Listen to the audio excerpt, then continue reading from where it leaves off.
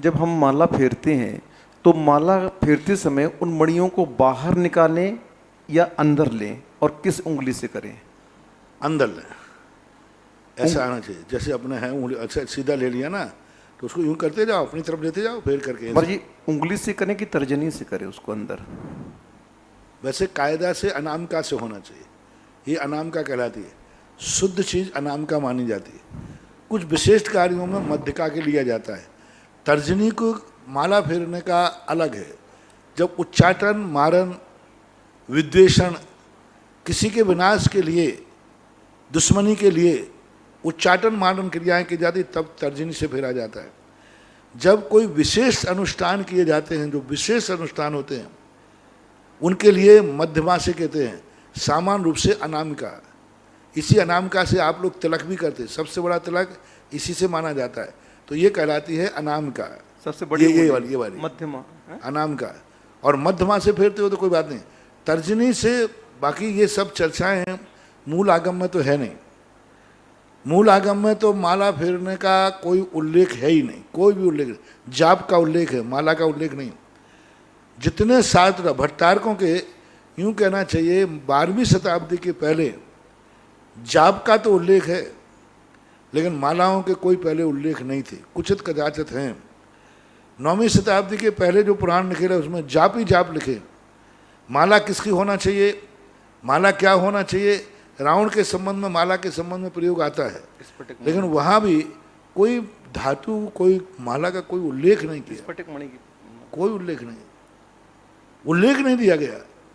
गिनती के लिए मात्र इतना भी जरूर आया है कि उंगलियों पर गिनती करने के लिए हम लोगों को मना करते हैं कि उंगलियों पर गिनती करोगे, मान लीजिए अपन आँख बंद किए हैं, अब उंगली चलाएंगे, यहाँ से यहाँ चलाएंगे, और यहाँ कोई छोटा सा जीव बैठा है, तो आपने यूँ किया, यूँ करते आपने यहाँ उंगली कर लिया, तो अब यहाँ कोई छोटा जीव बैठा था, वो नहीं उड़ पाया, तो आपके अंगूठे से मर सकता है। इसलिए उंगलियों के गिनने तक के लिए मूलाचार में हम लोगों के लिए मना किया है। या तो उनकी तरफ देख के करो, फिर पीछे लगाओ ठीक बात, फिर आगे बढ़ो, नहीं तो फिर सीधे बिना उसके करना चाहिए। तो ये मालाओं का कोई महत्व अपने जैनागम में तो नहीं है, लेकिन भौतिक और सांसारिक महत्व इनका जरूर, जब से भौतिकता की तरफ गए। एक बार पुनः बता दीजिए उंगली का प्रयोग आप। माला, पहली बात तो मालाओं का हमारे यहाँ कोई उल्लेख नहीं, पहले तो निर्णय करना। श्रावकों के लिए, श्रावकों के लिए भी कोई उल्लेख शास्त्र में, श्रावक का आचार में जाप का उल्लेख दिया, माला का उपयोग नहीं है। जाप में और माला में अंतर है। जाप हम किसी भी ढंग से कर सकते हैं। अब रही बात जाप देने की परंपरा, तो आपको 9 इस पे, एक उंगली पर गिनना है, एक पे 12 गिनना है, जैसे गिनना चाहो वैसे गिनो, यहाँ से सीधा सीधा करके गिन लो। अब वर्तमान में एक परंपरा चलती है शुभ रूप में, मध्यमा उंगली से, मध्यमा से ऊपर जाइए, फिर अनाम का तर्जनी पे आइए, यूं यूं यूं यूं यूं यूं, ये नो, तो ये बनाते ओम बन जाता है। ओम नहीं बना, बल्कि ई बना, ई भी पूरा नहीं बनता। तो अब ये है कोई सैद्धांतिक नहीं है, इसमें से हम इसका ज़्यादा विश्लेषण नहीं कर पाएंगे।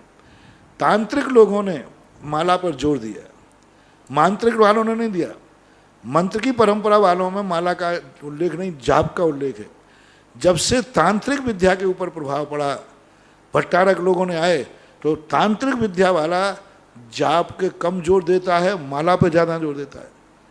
तांत्रिक विद्या वाला माला पे जोर देगा, आसन पे जोर देगा, डाब की आसन है, लकड़ी की आसन है, घास की आसन है, काली आसन है, लाल आसन है, पीली आसन है, इस पर जोर देगा, किस आसन से आप बैठे हो।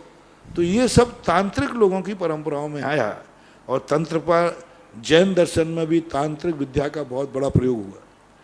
जैन दर्शन में तंत्रों का बहुत बड़ा प्रयोग किया। जैसे उल्टे सांतियाँ मिलते हैं कहीं कहीं, ये सब कुछ नहीं है, कोई शिल्पी की कमी नहीं है, ये तंत्र विद्या के अंतर्गत होता है। एक मूर्ति में कई चिन्ह बना दिए, तांत्रिक लोगों में होता है।